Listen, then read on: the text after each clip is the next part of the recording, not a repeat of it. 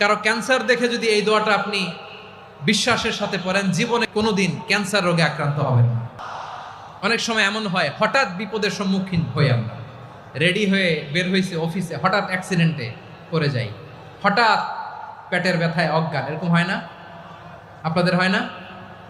বিষ্ণু ইসলাম বলেন, আকস্মিক দুর্ঘটনার বিপদ থেকে যদি কেউ বাঁচতে চায়, সকাল সন্ধ্যা যেন প্রত্যেকে এই দোয়াটা পড়ে।